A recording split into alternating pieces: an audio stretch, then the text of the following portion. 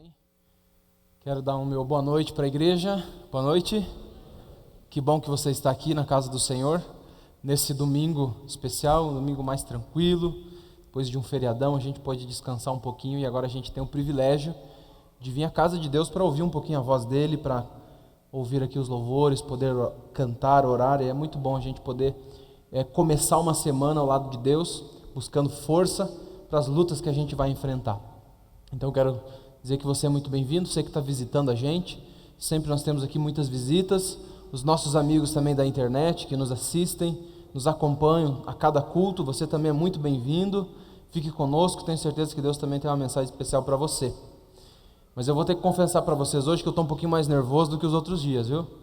Eu sabe que eu sou, vocês já devem ter percebido, mas entre os pastores aqui eu sou o menos chique, né? E eu nunca usei esse microfone, então se der alguma coisa errada, vocês não estranhem aí, tá bom? Mas eu queria convidar você a fechar seus olhos para nós fazermos uma oração, pedirmos a bênção de Deus sobre o estudo dessa noite. Vamos orar? Pai querido, muito obrigado, Senhor, porque mais uma vez o Senhor tocou em nosso coração e de alguma forma o Senhor nos trouxe à tua casa. Temos plena certeza, Senhor, de que o Senhor tem um plano. O Senhor quer falar algo ao nosso coração. Quer, Senhor Deus, nesse momento tocar na vida de alguém, na minha vida. E nós sabemos que o Senhor está aqui, mas nós queremos agora publicamente reconhecer e pedir que o Senhor seja nessa noite o intérprete, o pregador, aquele que fala e aquele que também faz a sementinha brotar lá no coração. Queremos entregar em tuas mãos a tua palavra e pedir, Senhor Deus, fala conosco. Por favor, Senhor Deus, tira de nós todo o orgulho, toda a inveja, todas as preocupações, todas aqueles sentimentos que às vezes a gente traz para dentro da tua casa e nos esvazia nesse momento para ouvirmos a tua voz, para ouvirmos a tua palavra. São as bênçãos que nós te pedimos em nome de Jesus. Amém. Muito bem, eu já vou pedir para você abrir a sua Bíblia no livro de Romanos, no capítulo 3. Nós vamos ler depois do verso 10 ao 18. Deixa preparado aí que é o primeiro texto que você vai ter que abrir para, na tua Bíblia, acompanhar comigo. Eu vou projetar alguns textos aqui, algumas imagens, mas esse é o primeiro texto. Romanos 3, do 10 até o 18. E eu queria lançar uma pergunta para você aqui na nossa tela, para a gente começar aqui a nossa conversa dessa noite. Poderia colocar para a gente a pergunta? Vamos lá. Puder lançar o PowerPoint para a gente? Isso, muito bem. A pergunta é a seguinte: ontem nós falamos um pouquinho sobre Jesus e hoje vai ser quase uma continuação do tema de ontem. E a pergunta é o seguinte: você é pecador porque peca ou você peca porque é pecador? O que você me responderia? Vou repetir a pergunta. Você é pecador porque comete pecados ou você comete pecados porque é pecador? É quase aquele dilema, né? Quem veio primeiro? Né? O ovo ou a galinha? É mais ou menos isso. Mas a raiz dessa pergunta é essa outra aqui. O que é o pecado? O que é o pecado para você? O que você entende por pecado? Na verdade, quando a gente pensa nessa palavrinha, nós que somos assim adventistas, talvez aqui não temos aqui visitas, pessoas que não são adventistas, mas na cabeça de um bom adventista, a primeira coisa que vem à mente quando a gente pensa em pecado, qual que é o texto? É isso mesmo, olha só, esse versinho aqui, ó. Porque o pecado é a transgressão da lei. 1 João, capítulo 3, versículo 4. Se você quiser anotar na sua Bíblia, e a Bíblia está falando isso, é verdade, né? Porque o pecado é a transgressão da lei de Deus. Nós temos em Êxodo 20 os 10 mandamentos, e a Bíblia está dizendo que cada vez que nós transgredimos um dos 10 mandamentos, nós estamos pecando. Ou seja, nesse texto aqui, pecado é um ato, ok? É transgredir uma ordem expressa de Deus, é fazer coisas que contradizem os mandamentos de Deus. Então aqui pecado fica na questão do ato, da ação em si. Mas quando a gente vai na Bíblia, a gente vai estudando um pouquinho mais esse tema, a gente vai descobrindo que pecado é um pouquinho mais do que isso. Olha só, o que Tiago fala? Tiago 4, verso 7. Tiago diz assim: portanto, aquele que sabe que deve fazer o bem e não o faz, nisto está pecando. Ou seja, agora ele amplia um pouquinho a noção de pecado. Pecado não é só fazer a coisa errada, mas é deixar de fazer a coisa certa. Então a gente está passando aqui, vendo uma situação, nós podemos ser o máximo, cumprir os 10 mandamentos à risca, mas se a gente sabe que tem que fazer algo e de alguma forma a gente passa reto, nós estamos também pecando. Mas pecado ainda, nesses termos, ainda fica na questão de atos, porque seria deixar de fazer alguma coisa, então ainda está na esfera do ato, certo? Mas aí a Bíblia vai aumentar um pouquinho a nossa compreensão do que é pecado. Olha só, Romanos 14, 23, vai aumentar um pouquinho mais a compreensão. Acompanhem comigo aí. Mas aquele que tem dúvidas é condenado se comer, porque o que faz não provém da fé. Tudo aquilo que não provém da fé é o quê? Pecado. Bom, esse texto aqui, queridos, ele está dentro de um contexto. Qual que é o contexto? Paulo está falando com o povo lá que vivia em Roma. Existia um costume muito peculiar da época. Muitas pessoas pagãs adoravam vários deuses, e existia um costume de uma pessoa, quando tinha ali a sua colheita, matava os animais para vender a carne no açougue, oferecer essa carne para os ídolos. E o povo ficava na dúvida: podemos comer essas carnes, mesmo aquelas puras, né? Podemos comer essa carne ou não? Elas foram oferecidas para os ídolos, esse era o problema. E Paulo diz assim, ó: se você tem dúvida e come, você está pecando, porque você está indo contra a consciência. Então assim, ó, é mais ou menos assim, é a gente, na dúvida, fazer aquilo que a gente está na dúvida. O que não provém da fé é pecado. Por exemplo, uma vez eu lembro meu pai me dando uma lição de moral, e ficou bem assim gravado na minha mente, né? A gente foi desde pequeno criado no princípio adventista, e a gente não comia carne de porco em casa, né? Carne de suíno. E uma vez um primo meu chegou com uma mortandela assim, bonita, né? E eu era pequenininho, tinha aí meus 6, 7 anos, olhei aquela mortandela, olhei assim, e disse, não tinha aquelas coisinhas brancas, né? Eu disse, eu acho que essa aqui não é de porco, vou comer. Mas eu fiquei na dúvida, mas mesmo assim comi. Aí meu pai chegou em casa, ele ficou sabendo que o meu primo tinha dado aquela carne para mim comer. Ficou bravo com o meu primo e ficou bravo comigo. E disse, olha, por que você comeu se você estava na dúvida? Se você estava na dúvida, você pecou, né? Então, a Bíblia está dizendo isso. Aquilo que nós fazemos contra a consciência também é pecado. Interessante, né? Mas aí nós vamos ter que estudar um pouquinho melhor, e quando nós vamos nos aprofundando, a gente vai entender que o pecado é mais ainda do que isso. Ainda está na questão de atos, né? Mas aí nós temos um texto muito especial na Bíblia, Salmos 32, verso 1 a verso 2. Esse salmo aqui, Davi, ele escreveu ele logo depois que ele cometeu o pecado lá com Betseba, tal, mandou matar Urias. Ele se arrependeu e ele escreveu 2 salmos na Bíblia, o Salmos 32 e o Salmo 51.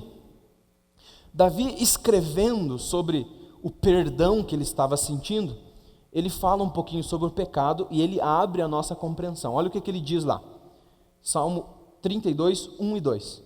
Bem-aventurado aquele cuja iniquidade é o quê? Perdoada, cujo pecado é coberto. Bem-aventurado o homem a quem o Senhor não atribui o quê?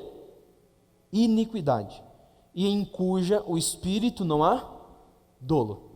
No Antigo Testamento existem nada mais, nada menos do que 12 palavras para pecado. Na nossa língua, a gente conta aí algumas palavras, pecado, iniquidade, e a tradução de todas as palavras para pecado no Antigo Testamento fica quase só nessa palavrinha, pecado. Mas no idioma hebraico existiam várias palavras para pecado. E essas palavras, elas significam coisas diferentes. E aqui nos Salmos, Davi, eu até grifei essas 4 palavras que estão em vermelho, elas são 4 palavras diferentes para pecado. E cada uma delas significa algo diferente. Olha só, no próximo slide. Pode colocar para a gente. São 4 palavrinhas que estão ali no Salmo 32. A primeira é pechá, uma palavra no idioma hebraico, traduzido no português. O tradutor colocou iniquidade, pecado ou dolo. A segunda é chatá, a terceira é aon e a quarta é remiá. Essas 4 palavrinhas têm significados diferentes, que aprofundam a nossa compreensão sobre o pecado. Pechá significa rebelião planejada, algo consciente. É quando a gente comete um crime, comete algo ruim, pensado, planejado. Rebelião. Algumas vezes a gente faz isso. É como uma pessoa, por exemplo, que vai assaltar um banco, ela fica ali meses planejando, e nós fazemos coisas planejadamente, nos vingamos, falamos mal de pessoas. Rebelião, algo planejado, consciente, isso é pecado, na compreensão de Davi. A segunda palavra, que é a palavra chatá, significa errar o alvo, algo inconsciente. Você já não cometeu algum pecado assim, já sem querer? Você estava querendo fazer a coisa certa, mas de repente você viu que não consegui fazer o que eu queria, fiz a outra coisa. A intenção era boa, o meu desejo é fazer o certo, mas acabei fazendo o errado. Então Davi diz que isso também é pecado, esse errar o alvo, né? Foi sem querer, não queria fazer, mas fez. Então, o errar o alvo também é pecado. Mas aí vem a terceira palavra, que é a palavra aon. Essa palavra, ela sai do campo dos atos e ela vai para algo mais profundo. Então, pecado, segundo essa palavra, é distorção, propensão. Davi tinha acabado de adulterar. E ele dizia para Deus: olha, Senhor Deus, isso que eu fiz não foi algo planejado. Foi uma propensão, uma distorção. É como se fosse uma inclinação para o mal. Algo que parte não do ato, mas do coração, a fraqueza, que já está lá antes do ato. Ele chama isso de pecado também. E a quarta palavrinha, que é remiá, a tradução dela melhor seria dolo, e tem a ver com uma mancha no coração, com uma condição do coração. Então, quando a gente vai vendo essas palavrinhas e mergulhando um pouco no estudo da Bíblia, a gente vai entendendo que pecado não é só fazer algo, mas pecado é algo que está dentro do coração, é uma condição. Então a gente poderia resumir mais ou menos assim, vê se você me acompanha aí, entendeu comigo. A gente poderia resumir pecado, então, como transgredir a lei, não fazer o bem, fazer algo contra a consciência, como uma inclinação natural, que vem antes da ação, que já está lá dentro, e uma condição corrupta do coração. Ou seja, pecado não é só um ato, o pecado ele já está dentro da gente, é uma condição, é uma inclinação natural. Então, queridos, como que a gente poderia entender isso? E a Bíblia resume para a gente, é o texto que você abriu aí. Você está lá com o texto aberto, em Romanos, capítulo 3. Olha só o que Paulo fala então sobre a nossa condição. Romanos 3, do versículo 10 até o 18. Acompanha comigo aí. Diz assim: como está escrito, não há justo nenhum sequer, não há quem entenda, não há quem busque a Deus, todos se extraviaram, a uma se fizeram inúteis, não há quem faça o bem, não há nenhum sequer, a garganta deles é sepulcro aberto, com a língua urdem engano, veneno de víbora, a boca eles a têm cheia de maldição e de amargura, São os seus pés velozes para derramar sangue. Nos seus caminhos há destruição e miséria. Desconhecem o caminho da paz. Não há temor de Deus diante dos seus olhos. E agora nós vamos para o texto de Isaías. Queria que você abrisse também Isaías. Porque Isaías ele usa uma figura de linguagem para mostrar o que é o pecado, qual é a condição de alguém pecador. Isaías capítulo 1. Isaías capítulo 1, versículos 5 e 6. Isaías 1, versículos 5 e 6. Diz assim: porque haveis ainda de ser feridos, visto que continuais em rebeldia. Está falando sobre a condição pecaminosa. Toda a cabeça está doente, e todo o coração enfermo. Desde a planta do pé até a cabeça, não há nele coisa sã, senão feridas, contusões e chagas, inflamadas, uma e outras, espremidas, nem atadas, nem amolecidas com óleo. Olha só que interessante. Isaías está falando aqui que o pecador, ele não é alguém que comete pecados, mas o pecado é uma doença. Ele diz aqui, ele faz aqui usa uma figura de linguagem dizendo que o pecado é uma doença que cobre do alto da cabeça até a planta do pé, cuja a ferida está aberta, cheia de contusões, de chagas, e que não há nada que consiga fazer curar. Ou seja, pecado é uma condição terrível, é uma doença, é algo sério.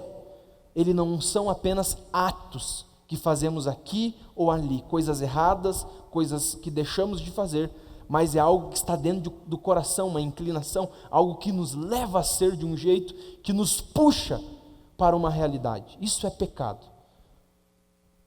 Ou seja, queridos, eu trouxe aqui uma imagem, e eu sei que toda ilustração é um pouco falha, e essa aqui é a foto de uma criancinha, muito bonita por sinal, com aquela famosa doença, na verdade síndrome, né? Síndrome de Down, que é conhecida como trissomia 21, é o nome dessa síndrome. Na verdade, os pais que descobrem que o filho vai ter esse problema, ficam ali ansiosos, nervosos, é uma tensão, porque sabem que esse é um problema que a criança vai ter durante toda a vida. É lógico que essas crianças que nascem, elas têm todo um plano de Deus, e às vezes elas ensinam muito a gente. Uma vez uma irmã disse que quem nasce com síndrome de Down é um anjo que Deus mandou para ensinar lições, né? Mas como ilustração, bom, o que é a síndrome de Down? A síndrome de Down é uma doença no cromossomo. Você sabe que nós temos 23 pares de cromossomos. E a síndrome de Down, ela é um problema no cromossomo 21.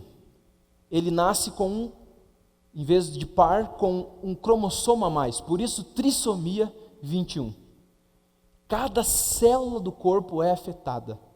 Ou seja, é um problema irreversível. Não tem como mudar.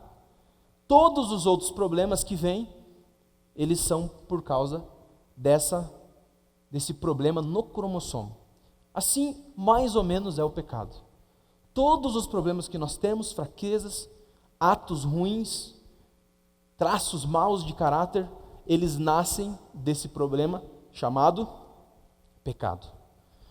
Agora, qual é a nossa condição? Eu queria pensar um pouquinho melhor com vocês e queria ler esse texto aqui. Romanos, capítulo 5, versículo 12. Está aí na tela, você não precisa achar, fica mais fácil. Acompanhe comigo, olha só. Portanto, assim como por um só homem entrou o pecado no mundo, e pelo pecado a morte, assim também a morte passou a todos os homens, porque todos pecaram. Esse texto, queridos, ele está falando que essa não é uma condição de uma pessoa ou de outra pessoa, é uma condição de todas as pessoas. É um problema que passou a todos os seres humanos, começando por um único homem. Que homem foi esse? Adão. Como por um só homem entrou o pecado no mundo e a morte, assim a morte e o pecado vieram para todos os homens. Esse não é um problema de A ou B, mas é um problema de todas as pessoas. Meu, seu, por mais santo que a pessoa pareça, por melhor que ele pareça, por ele estar ocupando um púlpito, por ele estar ocupando uma posição, não interessa. Todas as pessoas são pecadoras. Não é só o ladrão que está lá roubando, não é só a pessoa que está... Não é só a pessoa que está na prisão, não é só a pessoa... Não, a pessoa boazinha, aquela que parece 100%, tem uns que dizem assim, eu nunca fiz mal para ninguém, eu não sou pecador. Até essa, a mais santinha, ela é corrupta do jeito que Isaías descreveu, como uma ferida aberta, da planta do pé até o alto da cabeça. E isso, por quê? Porque um dia Adão e Eva espalharam o pecado.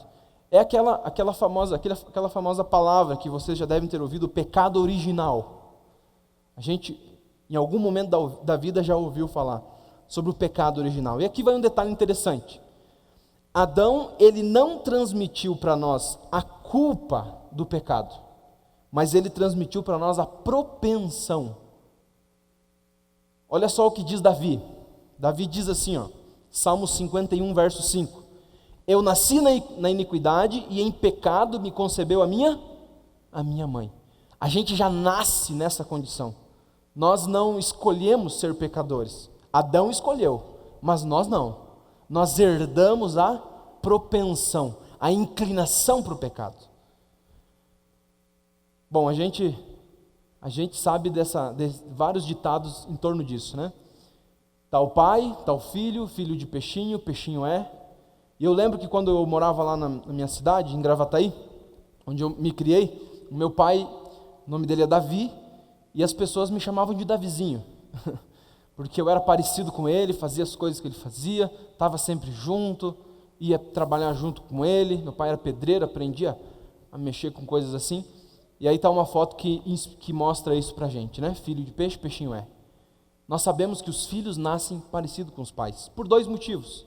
E não só na aparência física, mas também nos traços de caráter, na personalidade, no jeito de ver o mundo. Por dois motivos. Primeiro, pela genética. Na genética nós transmitimos não só coisas físicas, mas comportamentos também. Certo?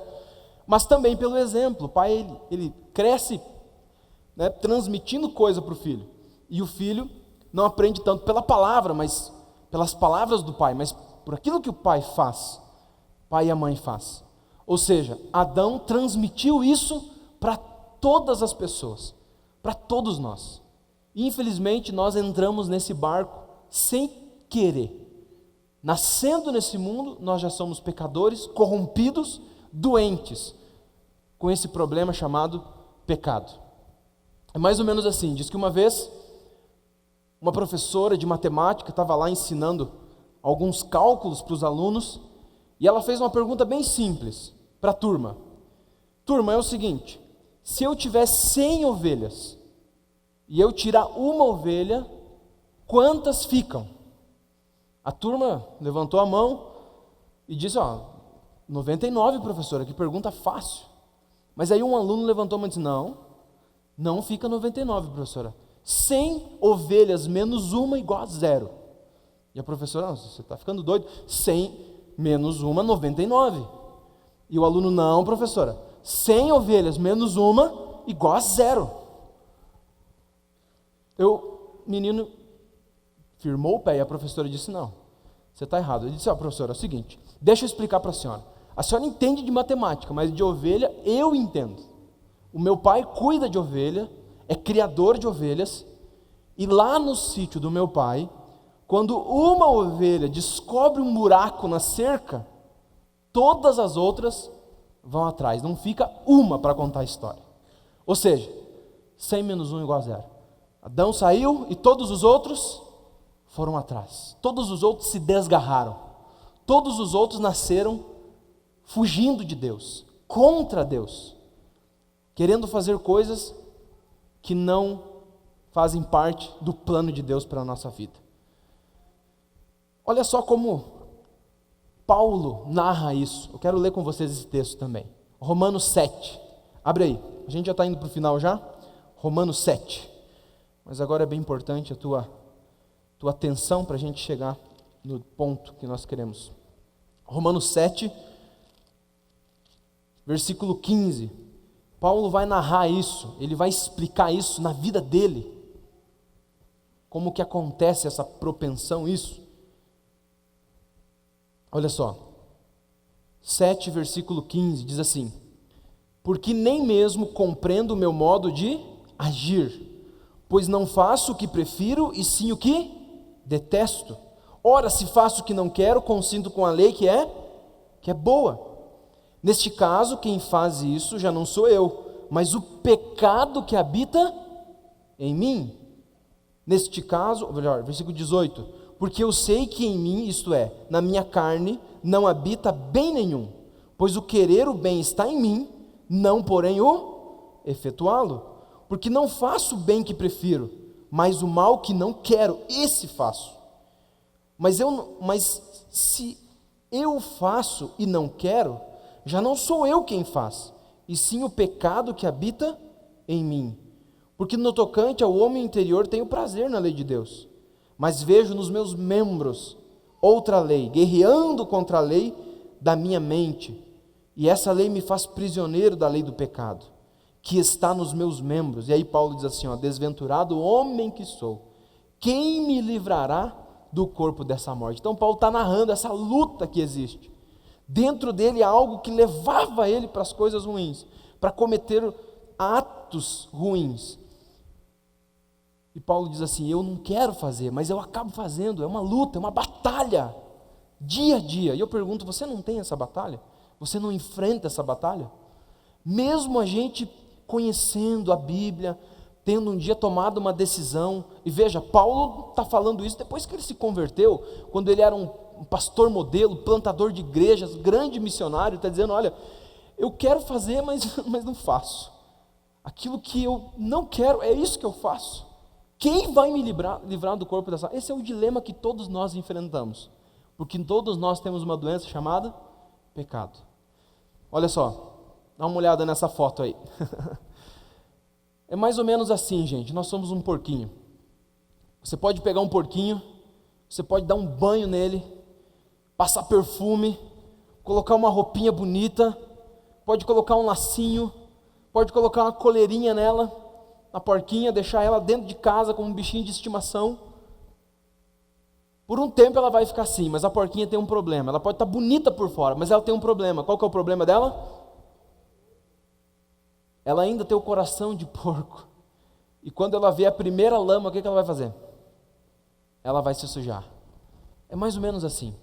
Nós podemos até tentar fazer coisas boas, procurar, sabe?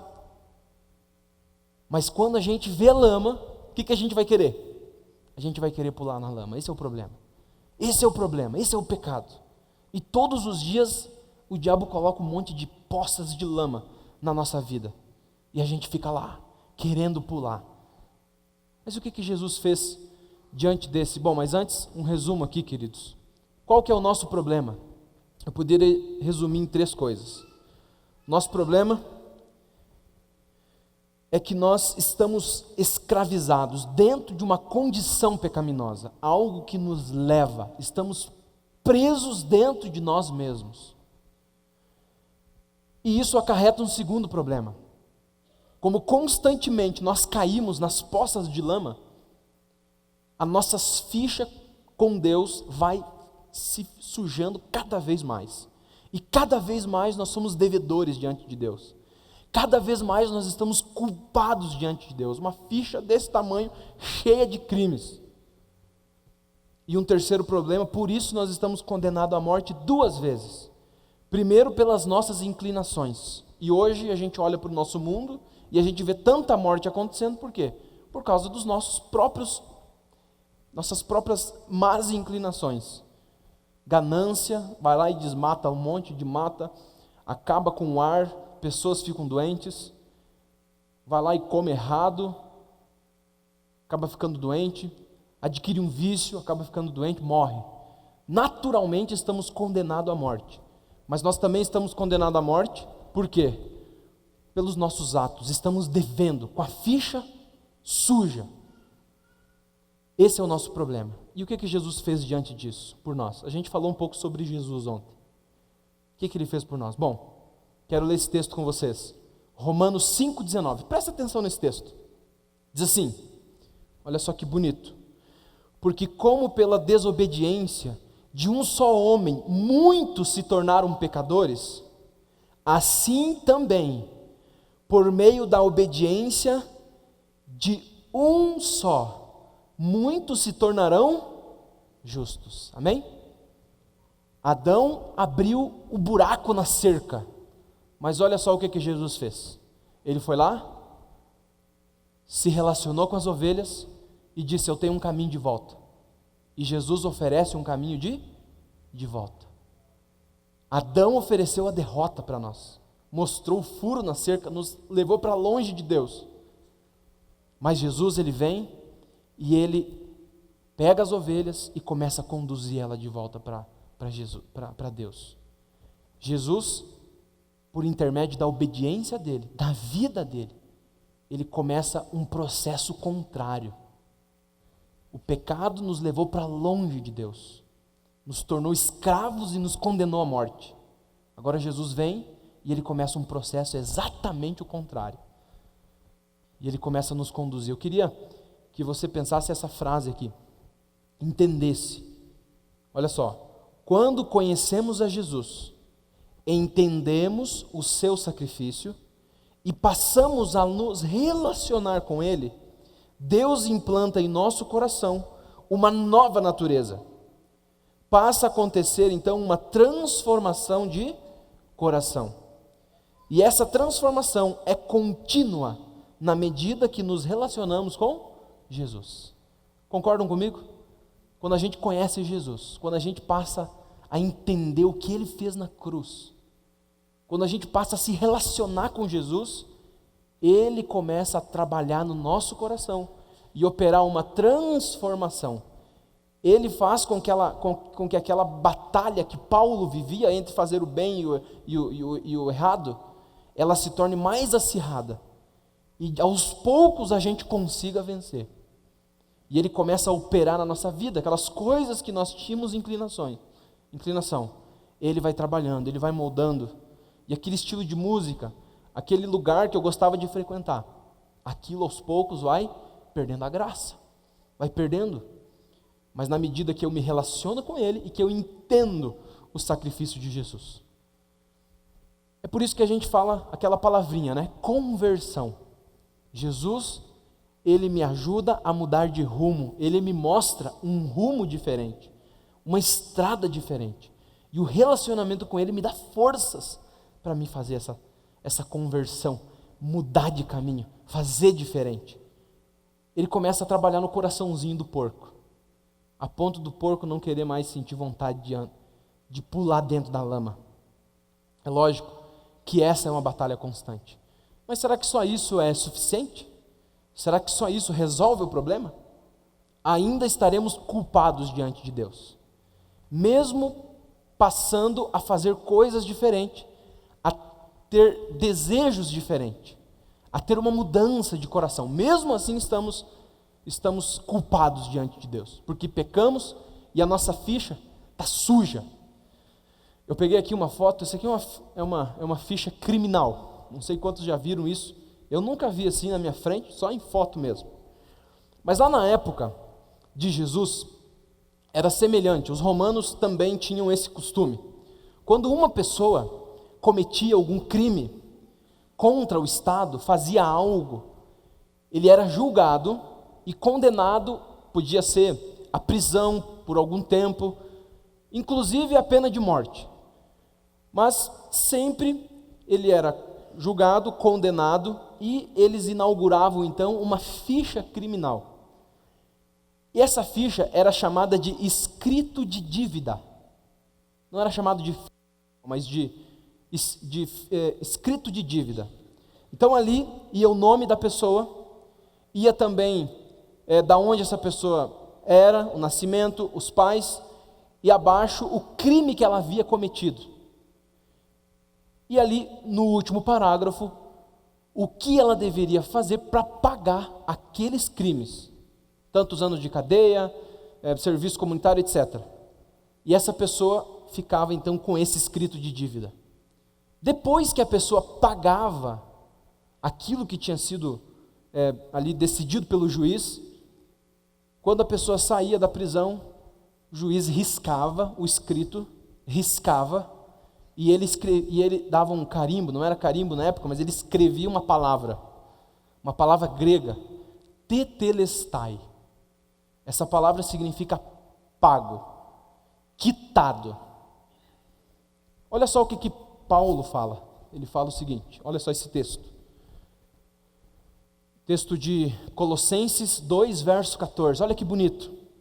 Ele diz assim: havendo riscado o escrito de dívida que era contra nós, nas suas ordenanças, o qual de alguma forma nos era contrário, e o tirou de nós, encravando-o na cruz.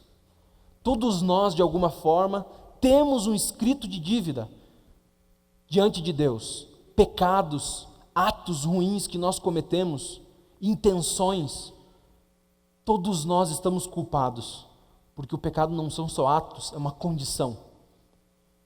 Mas aí Jesus diz o seguinte, Paulo diz o seguinte: quando Jesus veio, ele riscou esse escrito de dívida, igual o que acontecia lá no passado. E ele fez o quê? Encravou ele na cruz. Queridos, quando a gente vai para João 19, verso 30, narrando a crucifixão de Jesus, Jesus falou algumas palavras quando ele estava na cruz, mas ele falou uma última palavrinha quando ele estava morrendo. Ou melhor, ele falou essa palavrinha e morreu. Que palavrinha foi essa? Está consumado. Sabe que palavrinha é essa no grego? Tetelestai. Está pago. Está o quê? Quitado. Jesus Cristo pagou pelos nossos pecados. Jesus Cristo fez aquilo que tinha que ser feito, cumpriu a justiça, Ele nos justificou. Ele pegou o nosso escrito, riscou, e lá na cruz Ele pagou. Por isso que Paulo diz que Ele encravou na cruz. Amém? Sabe, queridos, esse é o nosso Deus maravilhoso. Infelizmente, nós temos e vivemos numa condição terrível. Mas a Bíblia nos conta essa notícia maravilhosa. A Bíblia nos faz entender essa notícia maravilhosa. E hoje, 2000 anos depois desse sacrifício, desse ato, dessa decisão de Jesus vir, tudo isso que Jesus fez nos alcança. E Ele também nos dá isso de presente. Você está aí acusado por, quem sabe, um estilo de vida, uma maneira de viver. Jesus quer transformar. Jesus quer mudar. Jesus quer tirar a gente do poço e colocar a gente num caminho seguro. Mas Jesus, Ele também fez algo mais. Ele riscou o escrito de dívida e pregou na cruz. Carimbou com a palavra pago, quitado. Diante de tudo isso, nós só temos uma coisa a fazer. Que é o quê? Decidir. Entregar. Dizer assim: Senhor, eu aceito. É por isso, gente, que a Bíblia chama a salvação de graça. Porque Deus oferece de graça, grátis, sem preço. Para Ele teve preço, mas para nós, gratuito. Nós só precisamos aceitar. Afinal de contas, quando você recebe um presente, se você pode aceitar ou não. Jesus te oferece esse presente. E diante da tua e da minha realidade, nós só precisamos tomar uma decisão. A decisão é entregar a vida para esse Jesus. Ele já pagou e Ele quer transformar, Ele quer mudar, Ele quer fazer diferente. Amém? Eu quero dar uma oportunidade para você, queridos, nessa noite. Eu não sei como que está a tua vida com Deus, como que você tem andado, mas Jesus Cristo oferece esse presente para você nessa noite. Está começando uma semana nova, e eu não sei como é que está o teu coração. Jesus, Ele quer entrar na tua vida essa semana, e Ele quer mudar o coração, Ele quer trabalhar na minha e na tua vida. Jesus, Ele quer te dar esse presente, esse escrito de dívida riscado e carimbado, quitado. Mas você precisa hoje conversar com Deus e dizer assim: Senhor, que eu estou fazendo? Estou demorando? É agora. Nós vamos passar um vídeo antes da música final. Esse vídeo é uma música. A gente é acostumado a ver o pessoal cantar ao vivo, hoje eu trouxe um vídeo aqui com uma música. E essa música é uma música muito especial que me toca muito o coração. E eu queria dar oportunidade para você ouvir essa música. E enquanto você ouve essa música, eu queria dar oportunidade para você conversar com Deus. Para você confessar para Deus os teus pecados. Para você dizer assim: Senhor, eu quero essa semana fazer um pacto com o Senhor. Eu quero me reconciliar com o Senhor. Eu quero entregar minha vida para o Senhor. Mais, de novo e melhor. Conversa com Deus enquanto você ouve essa música. É uma música assim bem gostosa, bonita. E entrega a tua vida para Jesus. Aproveita esse momento. Ouça a música. Mil desculpas pra tentar fugir, sem fundamentos para resistir, até mentir pra me esconder de ti. Mas seu amor teimoso me alcançou, sua longanimidade me esperou, me acolheu, desmoronou meu eu, minha vida regenerou, o meu passado ele apagou, tetelestai ele bradou, tudo ele pagou, me salvou. Não vou mais tentar fugir e nem fingir que sou feliz sem ti. Não vou mais me enganar, vou me entregar, vem me salvar de mim.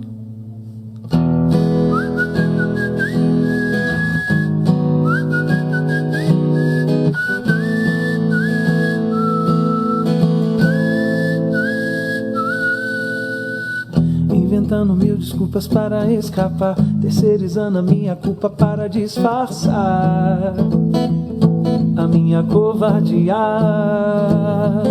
Mas seu amor teimoso me alcançou, sua longanimidade me esperou, me acolheu, desmoronou meu eu, minha vida regenerou, o meu passado ele apagou, tetelestai ele bradou, totalmente pagou. Não vou mais tentar fugir e nem fingir que sou feliz sem ti. Não vou mais me enganar, vou me entregar, vem me salvar de mim. Não vou mais tentar fugir, não vou fingir que sou feliz sem ti. Não vou mais me enganar, vou me entregar, vem me salvar de mim.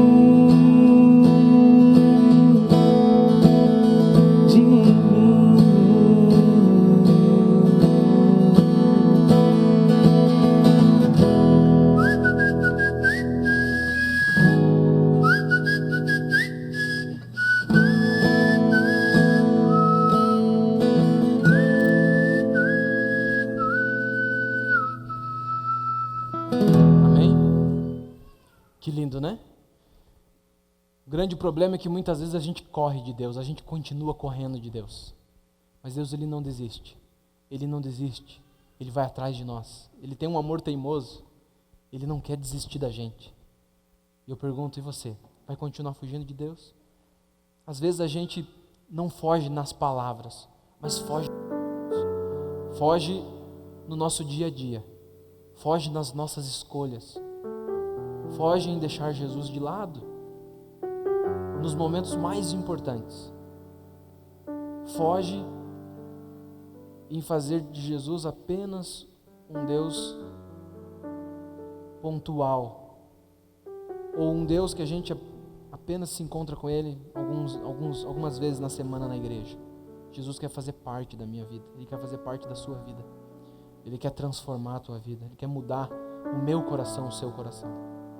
Ele já pagou, Ele quer te dar de presente esse escrito de dívida riscado e pago. Você só precisa aceitar. Quem sabe tem alguém aqui nessa noite que entende que precisa ter uma renovação com Jesus. Entende que hoje precisa fazer essa declaração novamente para Ele. E eu quero te dar essa oportunidade. Quantos gostariam de dizer: Senhor Jesus, eu não quero fugir. Eu quero entregar minha vida para o Senhor. Eu quero entregar o meu coração para o Senhor. Amém? Lembra, queridos, Jesus quer transformar, Ele quer entrar, Ele pode. Ele já pagou. Eu só preciso me entregar a cada momento, a cada instante. Vamos orar? Pode ficar em pé? Querido Deus, muito obrigado, Senhor, porque o Senhor, sendo Deus Todo-Poderoso, não ficou de braços cruzados ao ver, Pai, todo o seu rebanho fugindo do teu aprisco, se desgarrando, entrando, Senhor Deus, numa escravidão do pecado. Senhor Deus, ficando doente com esse vírus que nos leva para a morte, que nos conduz para a desgraça. O Senhor veio a esse mundo, Pai. O Senhor reatou o nosso relacionamento com Deus. O Senhor nos atraiu de volta para Jesus, para Deus, para o Senhor. O Senhor, ó Deus, nesse relacionamento que nos oferece, quer transformar a nossa vida, mudar, mas não apenas, Senhor Deus, o nosso coração, mas a nossa vida, tudo que está na nossa volta. Às vezes, Senhor, a gente passa por tantas lutas, por tantas coisas ruins na nossa vida. O Senhor quer transformar, quer mudar, quer nos dar vida e vida em abundância. Mas acima de tudo, Senhor, o Senhor veio a esse mundo, riscou o nosso escrito de dívida e escreveu pago, quitado, lá na cruz do Calvário. A nossa ficha que estava suja, o Senhor limpou com o seu sangue precioso, com a sua justiça, com a sua vida santa.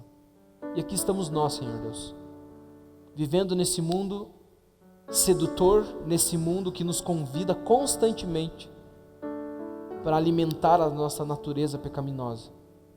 E essa semana, Senhor Deus, novamente vamos enfrentar muitas poças de lama, mas nós queremos entregar a nossa vida para o Senhor. Queremos pedir, Pai, que o Senhor seja o primeiro, o único e o melhor na nossa vida. Queremos, Senhor Deus, entregar o nosso coração. O Senhor viu as mãos dessas pessoas. De alguma forma, tenho certeza que o Senhor falou com cada um de nós. Ouve a nossa oração. Que cada um possa sair daqui com esse carimbo na vida. Possa sair daqui selado, Senhor. E que lá, durante o nosso dia a dia, possamos lembrar que o Senhor está ali do nosso lado. Em nome de Jesus. Amém, Pai. Amém.